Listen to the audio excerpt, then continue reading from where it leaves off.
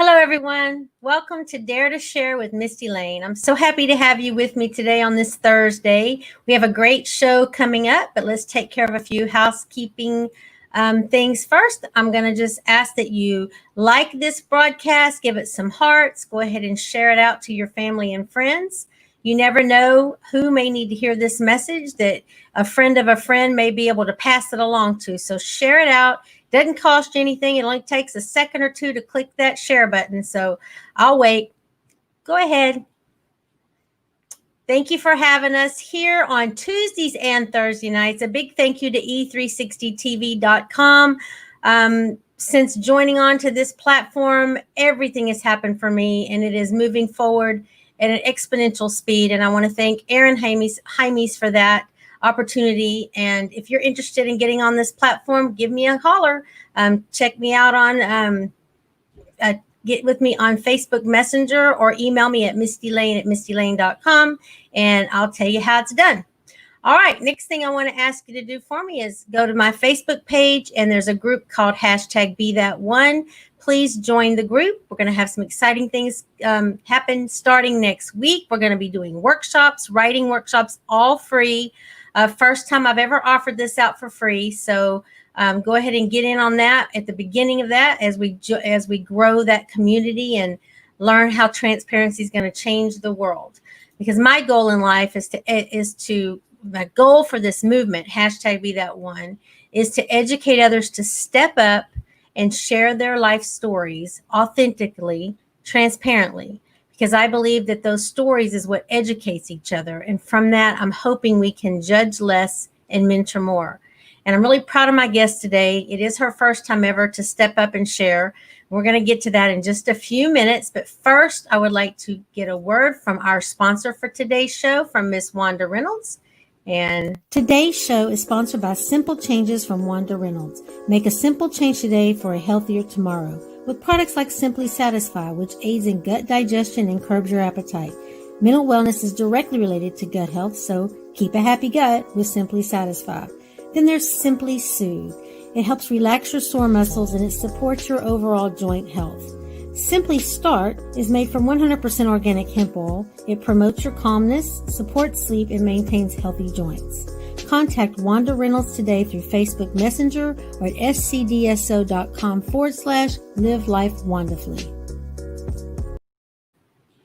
I love that. Live life wonderfully. Isn't that catchy? You guys go over to Wanda Reynolds Facebook, go to her messenger, or reach out to her on that website. She's got some amazing products. She'd be happy to tell you all about it. All right. Thank you, Lauren Perez, for being here. And that is my beautiful, wonderful daughter. And she says, your background looks great. That's because that desk in the back is from my daughter, Lauren. So she's got a comment on that. And then Jana says, congratulations. Thank you, Jana. I noticed that you're here every show after show, Jana. And I just thank you so much for your loyalty. I thank you for your interest. Thank you for sharing it out with your friends. I haven't seen you, Jana, since high school. Hopefully all is well with you, but thank you for being here. All right. One more thing before we jump in. I just want to ask one favor from you guys. I need to ask you guys for some prayer. I'm supposed to be having my gallbladder removed. I have one large gallstone that looks like a golf ball sitting in there. And I had an exposure at work and I had to be quarantined for 14 days and my surgery got canceled and rescheduled for this coming Tuesday. Today, Governor Abbott in the state of Texas announced that we are now shutting surgery down once again. I have not heard from my surgeon. I was at her office today, late in the afternoon. This announcement came out late in the afternoon. I do not know at this point if my surgery is canceled for Tuesday or not. But you guys, please give me some prayers because let me tell you, I am miserable. I am nauseated all day, bloated, feeling sick all day long, and that thing just needs to come out. It's toxic and it needs to come out. And speaking of toxic, we're going to shift now to our guest that we have today that spent many years in toxicity. She was in a whirlwind, if you will, of alcoholism. Miss Diane's going to tell her story, but I'll give you a quick summary. She grew up in the Bahamas, where she told me that if your chin could reach the bar counter, then pretty much you could get you a drink. So she thought drinking was just the thing to do back in the day. Her parents were both drinkers, so she grew up thinking that was the norm. She just never gave it up. She drank and drank and drank. She drank her first husband away. She ended up finding another husband that has been amazing by her side. And she's going to tell her story about how Alcoholics Anonymous has saved her. Between that and the support of her husband and her own will to live, she has made an extraordinary comeback. She's a successful entrepreneur, but I'm going to save all that for her to share. So without further ado, let's bring in our beautiful, amazing guest, Miss Diane Chasik. Hi, Diane. Welcome to Dare to Share. Hey, Misty. Thank you. Thanks for having me tonight. Appreciate it. Absolutely. And this is your very first time to share. And I know how nervous you've been, but I am so proud of you. Just think of this as just a conversation. The first day you and I talked was when you awarded me the winner of some of your Fortress immuno booster, because you knew I was a frontline healthcare worker. Yes. Right. And so you awarded me that with a free bottle and mailed it to me. And the first time we talked, we just had a great conversation. So just think of it as a conversation. No biggie. Just remember, it's not about you anymore. It's about the people that need to hear your message. Okay. That's right. And actually your logo, Dare to Share, is interesting to me, but also Be That One. It really makes sense to me to be that one. And I've always talked about being the one. So I really connected with that comment from you too. So it's a pleasure to know you. Thank you. I'm so excited to have you on board. And I'm also happy to announce that you are going to be one of my new sponsors moving forward. So Life Smile and Lifestyle Solutions is your company, and we'll talk about that more towards the end. But thank you for that sponsorship as well. Of course. Of course. All right, Miss Diane, we're going to jump into it now. So what I want to start the show off, I like to start off on a positive note, because it's not just about what we've been through, but it's about what we've turned it around and what it's become. So I'm going to give you 2 minutes to brag on yourself, talk about those chips that I posted earlier, talk about all the things you're most proud of in life, and just kind of brag for about 2 minutes. Ready, set, go. Well, thanks for that. And I'm not very good at bragging. I honestly, I take the word back when I come out with the word proud, because while I'm extremely grateful for my sobriety, I can't be proud, because it wasn't me. It was really my higher power that I choose to call God. And the people that I met in AA, I honestly, I love that this journey has taken me where I am now. And it really is the people that have surrounded me that have done that. And to be honest, I do feel good about my situation now, because I know that I've helped not only people in AA, but I've come to understand that the body is really truly a temple. And if you treat it like a temple instead of a tent, then you become a lot more healthy. And I think I've shared with a lot of people the different things that I've run across in my 11 years since I became unemployable and started my own business. A lot of great products and advice. And I think that I can honestly say I'm grateful for the people that I've turned their lives around, not only for not drinking, but for eating better, taking better care of themselves. So I love my company.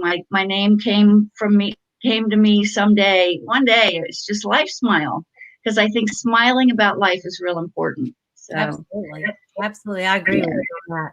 So let's just back up for a moment. And congratulations, by the way, on all your success, and congratulations on your sobriety. So let's back up. You just said something. You said you were unemployable. So explain that to me. So this adventure into almost dying of alcohol poisoning kind of started when I got fired. I had been working for a company, and I had been working for many companies, but I had never been fired before. I always did a great job. And for some reason, this company didn't believe that I was doing a great job, even though I wrote many letters saying I was. But it was probably because it was a 24/7 job and I was drinking. I was drinking on the job. And that's not a good thing to do. So yeah, I got fired and I went into a tailspin. I just went into a tailspin.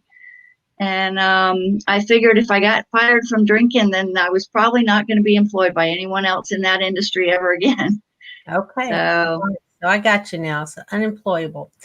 Okay. So Diane, now's where we're going to take a shift and we're going to start talking about the alcoholism that has plagued you for so many years. I want you to tell us a story. Just talk and tell us a timeline story from when you were a little girl and when it started, how it started, and take us through the journey, the whole journey, all the way up through the cruise, what happened on the cruise, how you ended up in rehab, and then we'll stop right there. But I'm going to take myself out of the screen. I'm going to let it all be about you right now. Just talk like you're talking to me on the phone for the first time, telling me your story. Go ahead. well, my sister tells me, and I love my sister. She's probably my biggest fan. She told me that I started finishing the drinks off that were left over after my parents' parties, and that was probably when I was 5 or 6, 4 or 5, something like that. I had a lot of physical issues when I was growing up. My other favorite person was my great aunt, who was a chiropractor, and she worked on my back all the time because I had a lot of pain.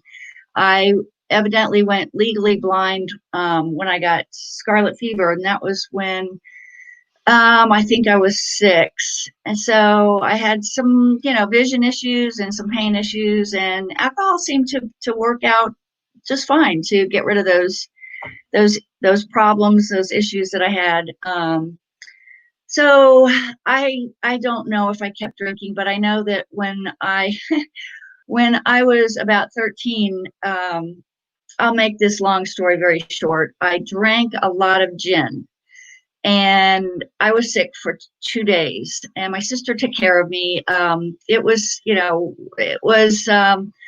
kind of that thing when you get a bottle of a clear liquid and you don't have to hide it from your parents. You could just fill it back up with water and they would never know because they didn't drink gin. So I got real sick when I was about 13 on gin, and I never touched that stuff again, ever, ever. I can't even stand the smell of gin. But that didn't stop me from drinking anything else. And I grew up in a really wonderful community, a great family. My father we were all well off. The place that I drank the most of. I had a group down in growing up in Coral Reef Yacht Club in Coconut Grove in Miami, and we just partied a lot. I didn't really grow up in the Bahamas. I grew up in Miami, but we spent a lot of time on our boat in the Bahamas. And like I said, over there, you could go to any bar, and if you could get your chin up above the bar, they would give you a drink. But I didn't even have to go to a bar. I could drink on the boat with my family, and so that was just the norm. That was it. Fast forward, I was a good student. I could really ace tests. So I had my choice of schools to go to after high school, and decided to go to University of Georgia because that was the party school. That was named in Playboy. It was named the best party school ever. So I went to University of Georgia and did pretty well there. Decided I wanted to be a lawyer like my dad, and went to law school in Gulfport in St. Pete, Florida, and did not stop drinking. That was one of my issues with law school, is I just didn't stop drinking. And I actually found drugs in law school too, because there were lots of those to stay awake or go to sleep or think faster or study better or whatever. Yeah. So I continued party, and I just didn't make it through law school. And that was when I met my first husband. and he was a partier and more into the drugs and stuff. And that was a good time. But then he decided after about a year of marriage that he didn't want me to do that anymore. So he wanted to get healthy. And so I divorced him. That was easy. Of course. Easy way out. Yeah. If it's you or the liquor, hey, I'm going with the liquor, right? Oh, yeah. Oh, I yeah. mean, And that shows, let me just interrupt for just a minute here because I want to make the correlation so our viewers can relate to it. That just shows, though, the powerlessness of addiction. I mean, in our right mind, we would never choose alcohol over our spouse, our mate, but we fiend for it and we're so addicted to it that we're so scared to live without it that we actually make those choices. I've made those choices myself when it came to my kids. It wasn't that I didn't love my kids, but the drug always came first. And if someone's out there listening right now and you're new in an addiction or you're just a social drinker and you've missed work a few times, but you think you can handle it, you can today. But there's one thing, as one addict will tell you, is there will be a day that you will cross that line and you will be powerless to your addiction. So make sure you know what you're signing up for if you think you want to keep drinking or partying with the drugs. All right, Diane, keep going. I'm sorry I had to interrupt, but that was a perfect thing there to segue into that. Yeah, you're right. You're right. And there is a line. There is a line that you cross, and somehow you know it. It's not visible, but it certainly is there in your mind. So yeah, I gave up. I gave up becoming a lawyer for drinking. Yeah. So I divorced that husband and married the one that wanted to keep partying with me. Yeah. And so that was almost 32 years ago. And I must say that even though we eloped, we are still married. And that was Awesome. a great choice because down the road, he made a good choice when I did too. But we kept partying. We moved.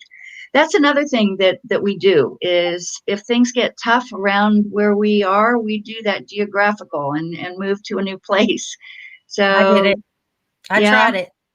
Doesn't yeah, work. There's it always those doesn't same work. playgrounds and you'll find them.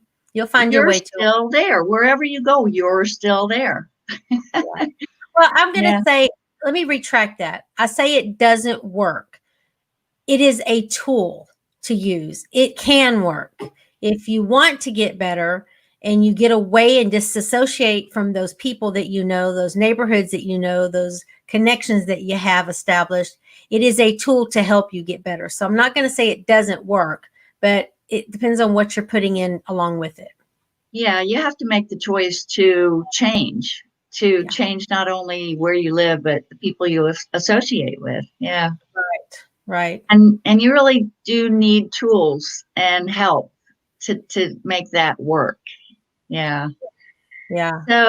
So we moved to California, and I got a great job working for this great company that built buildings, and we were building a building down in Venice, and it was honestly a fun environment to work in. The building kind of fit all of my needs as far as being social and being a contractor and working with construction, and they're building a bar.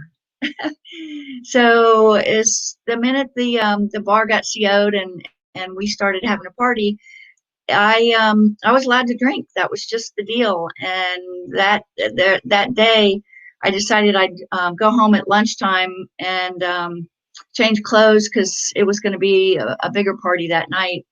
And I got pulled over, and the California cops didn't believe that I was just fine. They actually made me do a breathalyzer, and I think I blew a 2.3 or something like that. So they took me to jail. Um, but my boss kind of just bailed me out. I didn't have any repercussions. A court ordered. This was back in the early '90s, so it's a lot worse now. It truly is a lot worse now. But I was court ordered to go to AA meetings and to pay a fine and to go to some kind of class. But I didn't have to really. I didn't lose my license. I didn't have to wear a band around my ankle.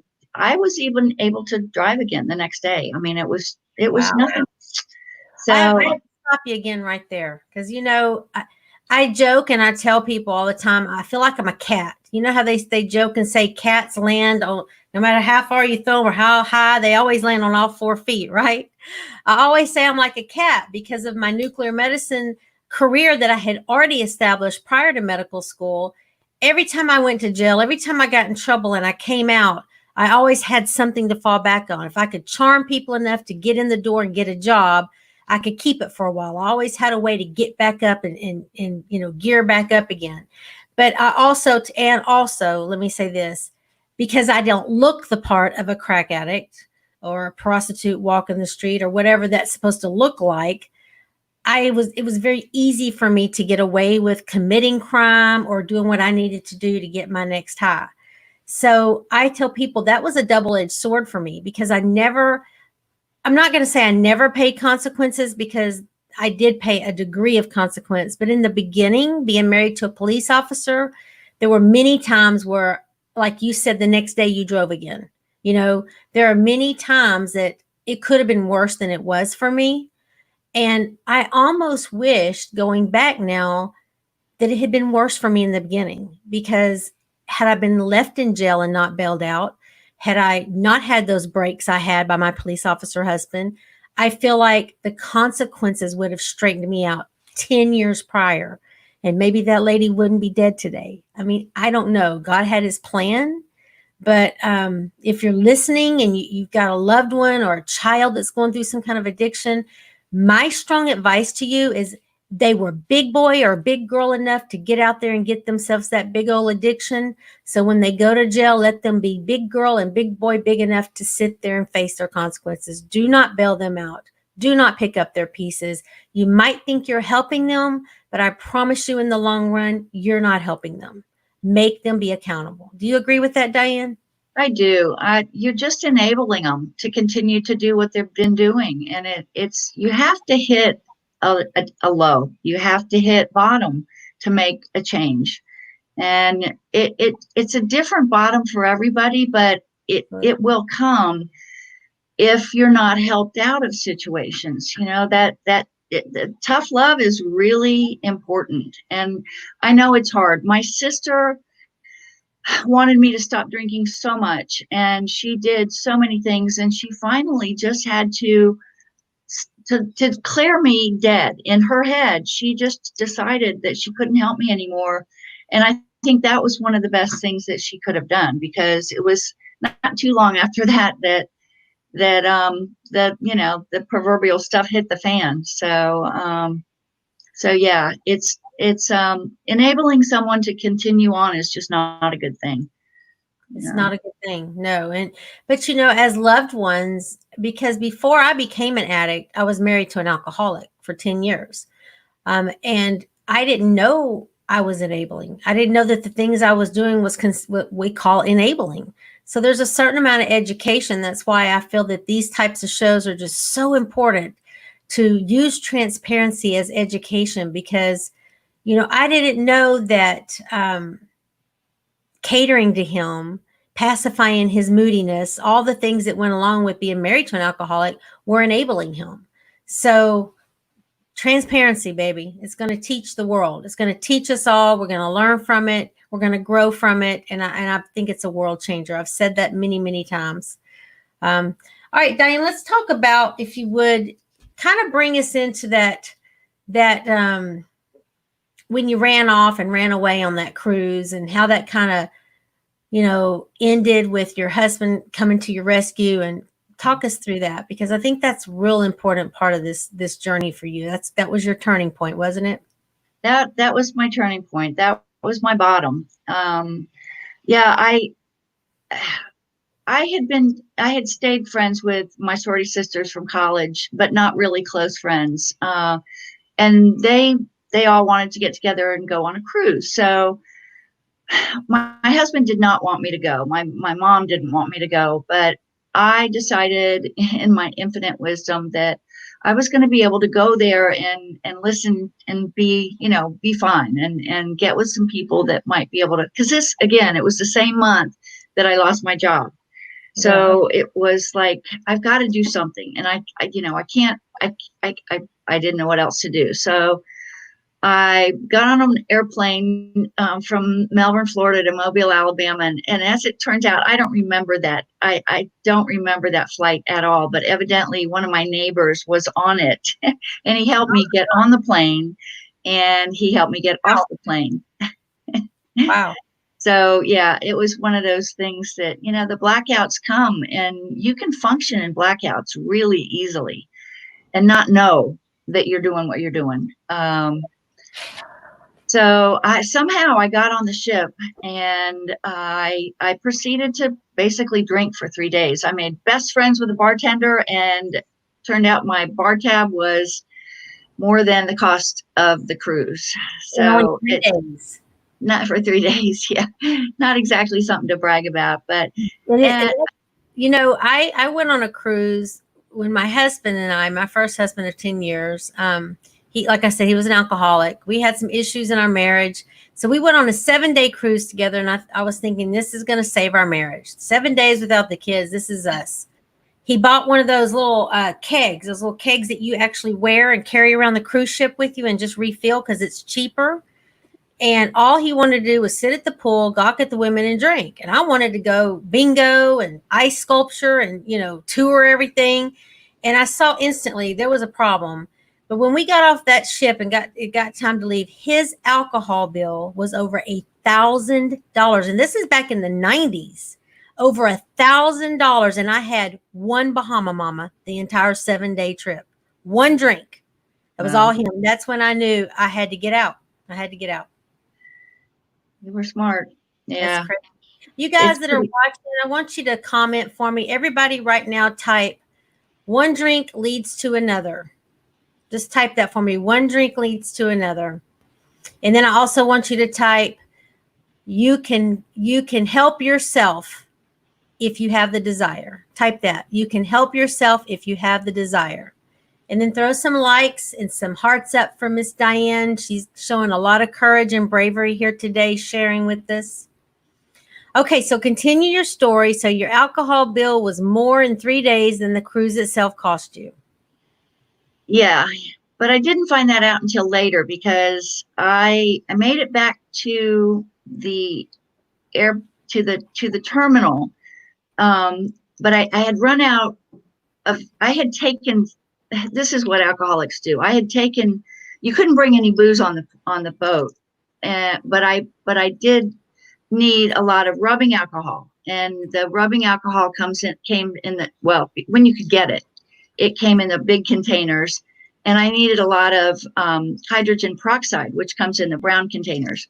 Well, so it's easy to fill those both up with vodka, right? But after the biggest bar bill, I had also gone through all of my room booze, and I didn't have any to get home. I don't know what I was thinking. I figured, I guess I could get some at the airport, but we got in the airport so early, the bar wouldn't open or something, and I started getting the shakes. I really started getting the DTs, and I remember that. And I also remember that my phone was about to die. My phone was running out of charge. So I had told my husband, I had texted him and told him that I had made it to the airport, but I couldn't convince the bartender when they finally opened to give me a drink. And she saw me shaking so badly that she gave me orange juice. She thought that I was having blood sugar issues. Well, I was having some kind of issues, but all I know is my flight was last, and all of my other sorority sisters had gone, and I kept saying, it'll be okay, I'll get on my flight, I'm fine. And I don't remember anything after that. I was told that that the EMTs came and took me to the hospital, and the next thing I remember, that was a Monday morning, and the next thing I remember is that it was Wednesday, and I was looking up, and the EMT was leaning over me, and he said, "Oh, you're still with us. Must be a God thing." Oh boy. And that was the first thing I remember him saying. And I didn't know it was the same guy that had brought me in. And I didn't know it was Wednesday. And I didn't know that I really had almost died. They didn't think I was going to live. My blood alcohol was so high that they just didn't think I was going to live. Oh my But I goodness. did. And it must have been a God thing. But And, again, and that, I going back and reliving all of this, this is a real hard part for me. I don't know any of that happened. I'm just repeating what I was told. And evidently, my husband knew where I was because the police called him. But so he came and got me at the hospital and flew back to Melbourne, where my mom brought me some clothes to go. They evidently had found a rehab to take me away for 28 days, which I did. For 28 days, I went to a rehab, but I went directly, basically from the hospital to rehab. My husband did not want me to have the opportunity to get where I could get a drink or to again. run, or to run. So you weren't even conscious. I mean, this wasn't your decision to go to rehab. He just kind of came in, swooped you up, and took you, didn't he? Well, he did. And what had happened was he communicated with my sorority sisters, and especially two of them, talked to him, and they, during the course of the cruise, tried to do an intervention on me and tried to get me to realize I needed to stop because I, at the time, weighed probably 30 pounds less than I do now. And I was gray, and my eyes were yellow, so I was sick, was Yep. really sick. One of my sorority sisters gave me a bracelet on the ship that says, "Be still and know that I am God." And this is not the same one because after 11 years, I've been through three of them. My husband just gave me this one but it's the same message. And that was what they shared with my husband on the phone. And he realized that I needed to go directly to rehab. I mean, he knew what they had been agreeing all while they were seeing me on the ship, that I needed help. And I really, this was the only way it was going to happen. Right. So my sorority sisters truly saved my life by getting to me to agree to that. And unbeknownst to me, it happened, even though I had nothing to do with it. They told my husband what had happened on the ship, and they obviously, my husband knew that I was in the hospital, and that I needed help. I really wasn't Right. going to do it on my own. So that was it. That was my bottom. That was what it took for me to finally get it through my head. That baseball bat or that 2x4 or whatever it is that nobody else can do for you. You have to Right. do it yourself, or God has to do it for you. But that's the last chance. That's, if you Yep. don't wake up with that, then I don't know. I mean, I know some people have had more than one chance, more than one opportunity to save their own lives, but I'm afraid. I'm a one time wonder, as they call us in AA. It's like I am afraid to drink again at this point in my life. That's good. Still, That's good. Fear yeah. is good. Let me ask you a question, Diane. Do you think if your husband hadn't have taken you to rehab after that episode where you almost died, do you think you would have put yourself there? Oh, that's a really good question. Um, I do remember thinking that I needed to do something. I needed to get help, but I couldn't. I didn't think that my world could live without me. I didn't think I could go at 20. I'd go away for 28 days. I didn't think my husband would be able to run the house. I didn't think, all the things that we think were so important to take Mm-hmm. care of other people. I'm a giver. I take care of other people. I think that, I think that at that point I was still trying to give, and I wasn't taking anything for myself. So I don't know. That's a hard question. Well, I'm going to stop you right there because you just touched on something so important. oftentimes we do so much for so many others, and we know what we need to do for ourselves, and we know what we should do for ourselves, but we fail to do it. We just fail to do it. I knew many, many times I needed help. Still today, I struggle with overeating with certain things, and I know what I need to do to fix it. I could coach someone else and tell them exactly how to fix it, but I don't give myself the time or the effort or the energy to fix myself. And I think that's where we're missing. We don't give ourselves a break. We're so, like you said, you're worried if he can manage the house without you for 28 days. We're so worried about all those other things. But now, while you were out drinking and run off on a cruise that you lied to him about for 3 days, you weren't worried about him managing the house then. So we also justify, don't we? Absolutely. Yeah. Yeah. So Yeah. it's about looking in that mirror. Again, I'm coming right back to it. It's about looking in that mirror and being transparent with even yourself about what your own truth is, about stepping out of the denial, that shadow of denial, and looking yourself straight in the eye and saying, I've screwed up. But also knowing that you can forgive yourself for it and that you can take the steps that you need to do to move forward. And the most beautiful part of my journey that I say is, then you have the opportunity to use that to help someone else. And to me, that's the best part of all of it. Is it was hell living through it. I'm not going to lie. It was hell waking up in that emergency room and my mom telling me I killed someone and going to prison, and all that was hell. But I don't know that,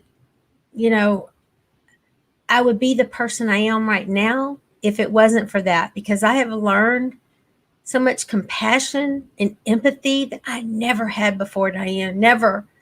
And I'm proud of that. I'm proud of that. And that's what this whole, I don't want to cry, but that's what this whole Be That One movement is about, you guys. It's all about that stepping up and just using that knowledge, using that experience, using that heartache, using that embarrassing moment to help someone else. Diane, I'm going to ask you a question, but I don't want you to answer it till after our sponsor break. I'm going to ask you to dig down deep and think about a vulnerable moment, a darkest moment, something that when you lay down at night might keep you awake, something you're ashamed of or afraid of, whatever it is. I'm going to ask you to dare to share with us something vulnerable that you feel others can relate to and know they're not alone in it. Okay. But for right now, we're going to step out to thank our sponsors. And when we come back, I'll have you answer. All right. Today's show is sponsored by Simple Changes from Wanda Reynolds. Make a simple change today for a healthier tomorrow with products like Simply Satisfy, which aids in gut digestion and curbs your appetite. Mental wellness is directly related to gut health, so keep a happy gut with Simply Satisfy. Then there's Simply Soothe. It helps relax your sore muscles and it supports your overall joint health. Simply Start is made from 100% organic hemp oil. It promotes your calmness, supports sleep, and maintains healthy joints. Contact Wanda Reynolds today through Facebook Messenger or at scdso.com/live life wonderfully. And again, I want to thank you, Diane, for being a new sponsor of today's show as well for Life Smile and Lifestyle Solutions. And we'll have your ad running next week. Thank you so much for that. Okay, so before the break, let's welcome Shannon McGregor to the show. She said, dare to share truth bomb. You know it, Shannon. That's what we're talking about. Kessa says, thank you for sharing, Diane. Jana says, good point. A lot of people are jumping on and they're really happy to hear you share. So what is that most vulnerable point that I asked you about? Well, I honestly, what still keeps me from drinking is knowing that I drove in blackout and drove drunk and drove so many times telling people I wasn't drunk, telling people I was fine. That to me scares me. And honestly, I got a DUI. But it wasn't my fault. I wasn't doing anything wrong. But you know what? Blood alcohol level of 2.3. Yeah, right. There are so many times that I drove when I could have easily killed somebody. And I, I had this nightmare, and it was an urban legend, I think, that went around for a while about a guy who thought he was fine. He got home. He had a big truck, and he thought he was home. He got in the garage, put the garage door down, and went to bed. And his wife didn't wake him up or whatever. But she got up in the morning and ran in and yelled at him and said, "This is it." And he's like, "What do you mean? What are you talking about? You are never driving again." Because, and this is so gross, but it really scared the crap out of me. She said to him, "There's an 8-year-old girl impaled on your bumper."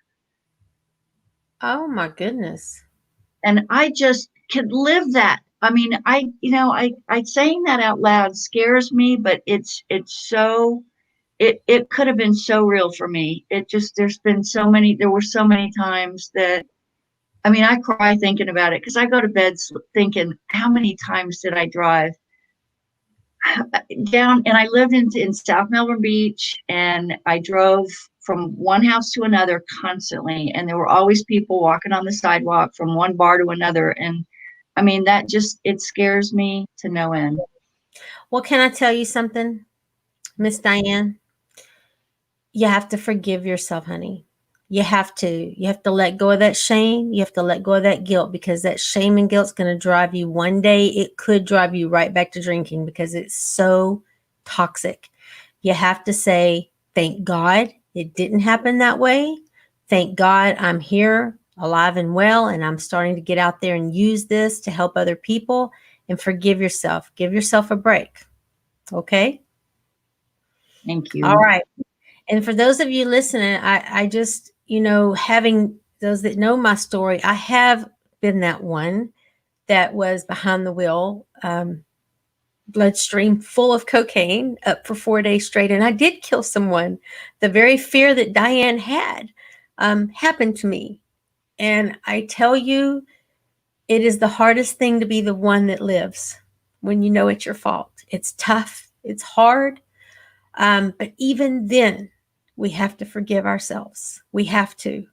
Um, and the way I look at it is, if I'm going to ask God to forgive me, I have to forgive me too, right? Right. All right, Yeah. you guys. So we're going to turn this around now, because today Diane has used AA. I'm going to share the screen with you of something that she should be most proud of, something amazing. I'm proud of her for it. Tell the people, Diane, what that is. Well, those are my medallions, my year medallions. So the 10-year was a big deal, so I got a fancy one. But every year, we're given medallions that really does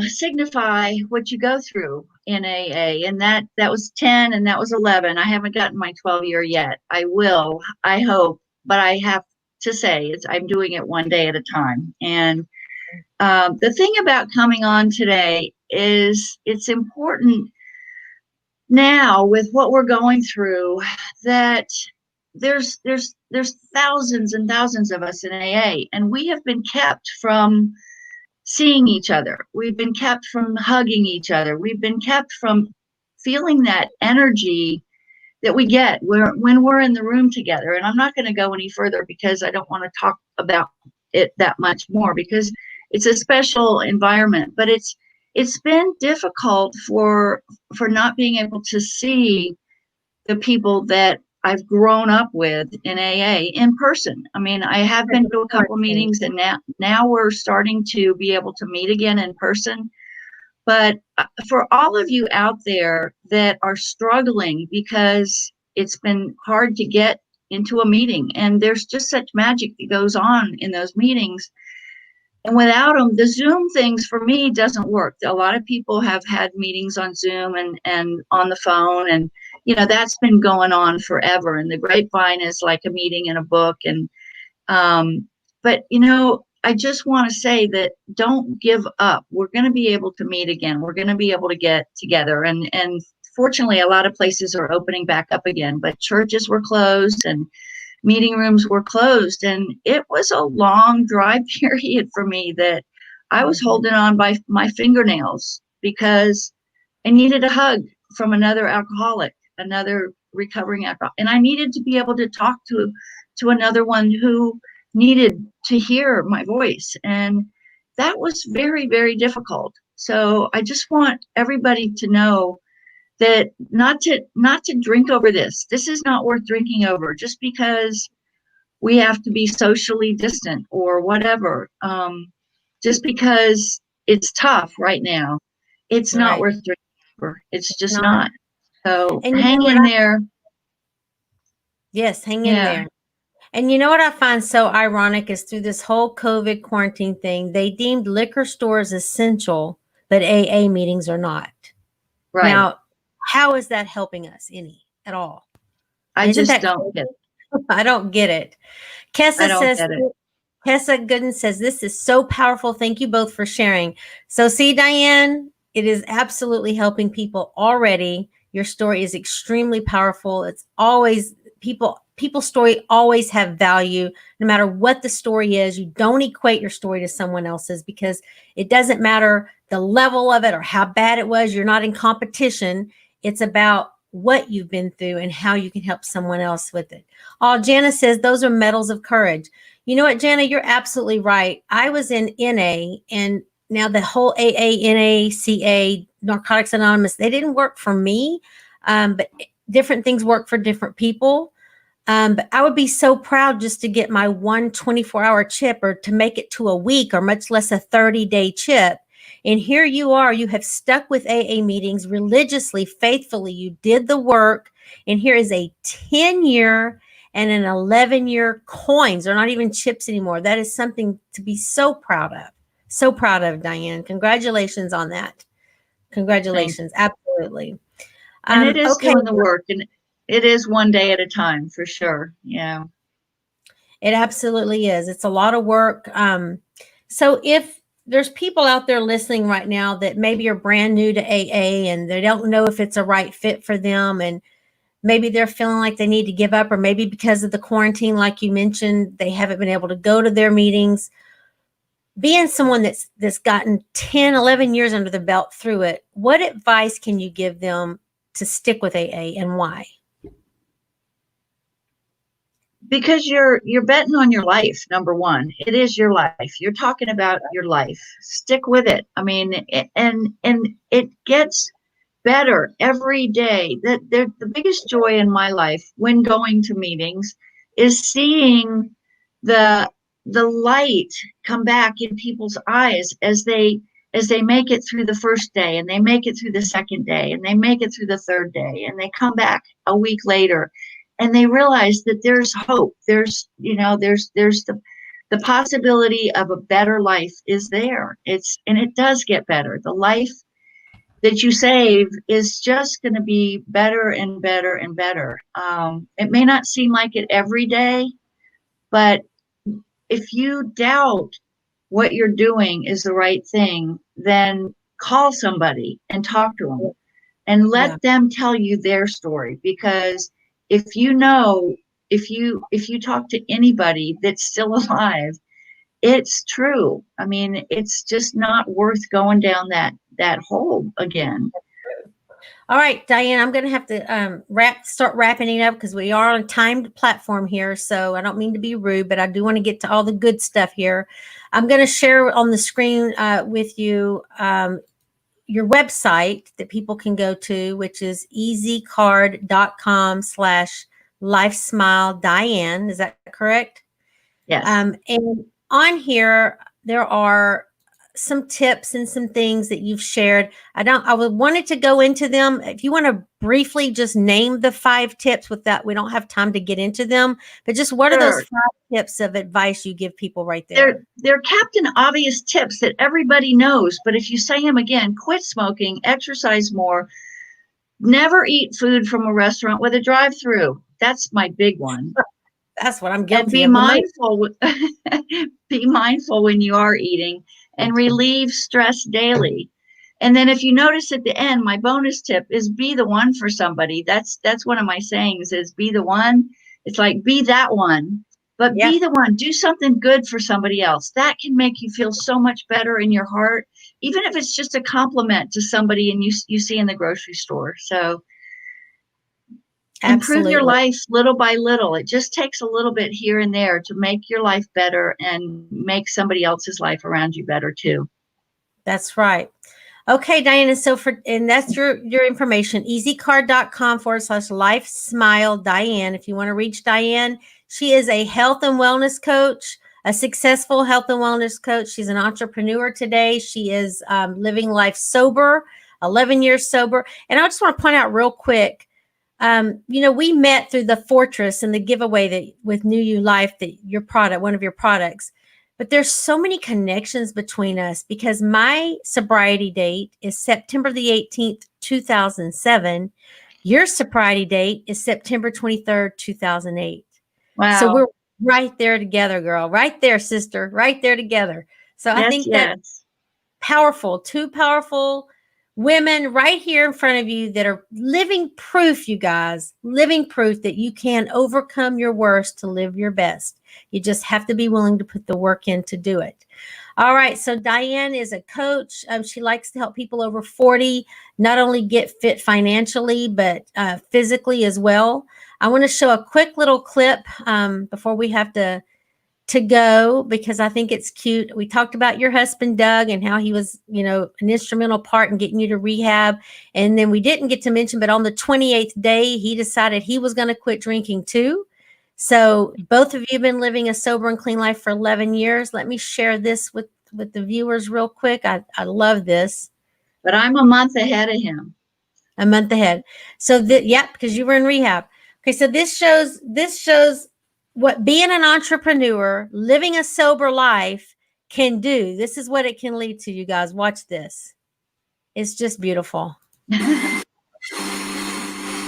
Our spiders. So tell us what those are, like in 30 seconds. Yeah, these are Can-Am spiders, three-wheeled motor cruisers, and we were on our way to Canada for the 10th anniversary of the creation of those beautiful cycles.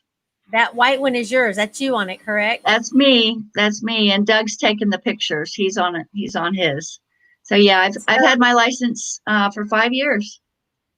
So if we straighten our life out, those are kind of the bonuses. Those are the rewards that come with it, you guys. And being an entrepreneur allows you the freedom to be able to make those types of trips. I would really invite you all to check out Diane's page. Again, it's easycard.com/life smile Diane with an E at the end. Diane, Diane. Check out her coaching program. Check out her wonderful products through New You Life that she has. I know I currently am taking something called Fortress that she actually gifted to me in a giveaway for being a healthcare frontline worker. And so far, I'm loving it. I've noticed I've had bad gallbladder problems. Like I said, I'm waiting on surgery. And I've been taking her product for about 6 days, and I do feel like I'm not as sickly feeling. And I'm saying I want to say it's because of the Fortress.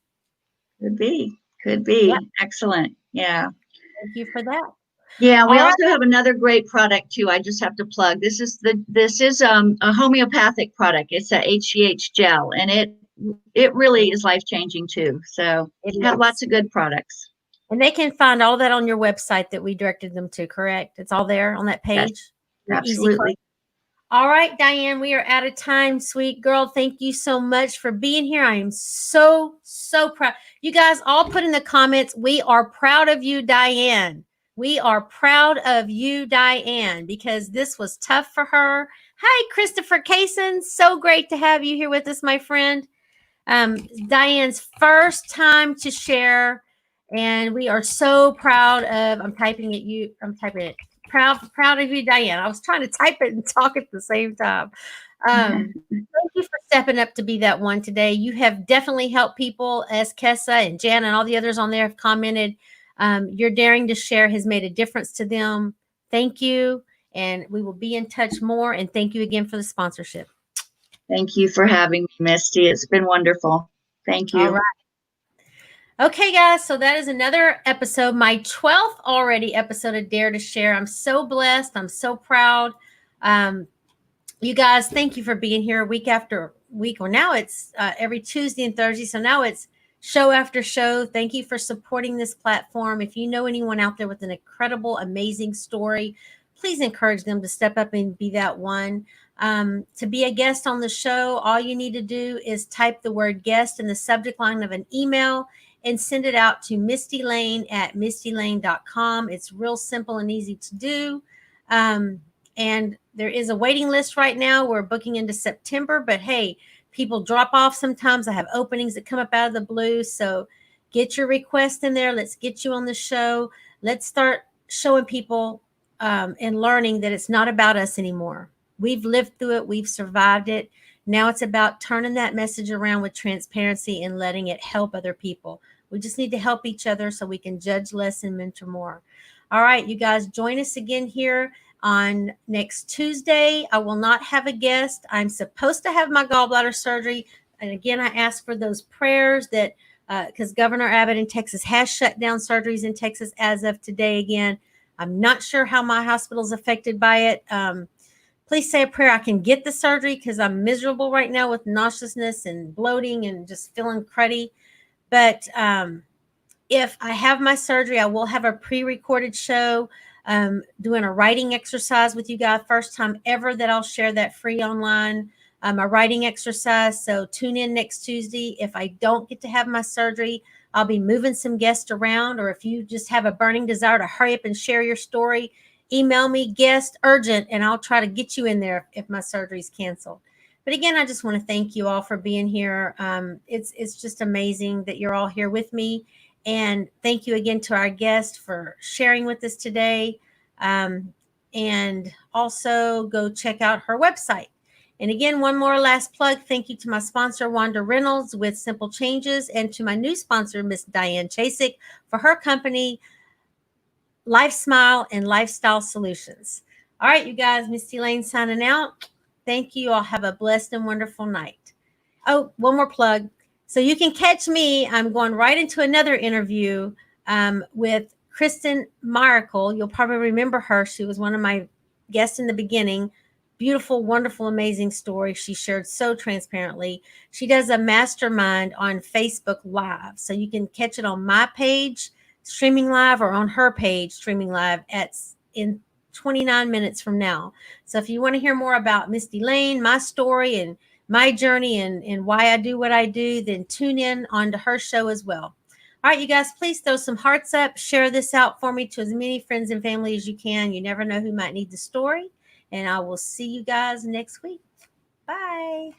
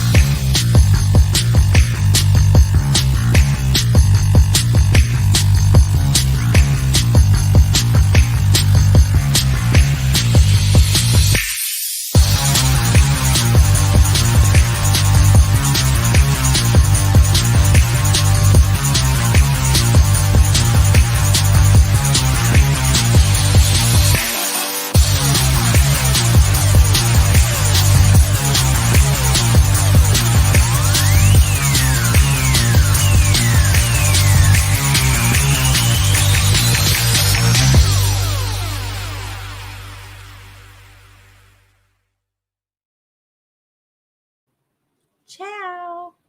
Thank you.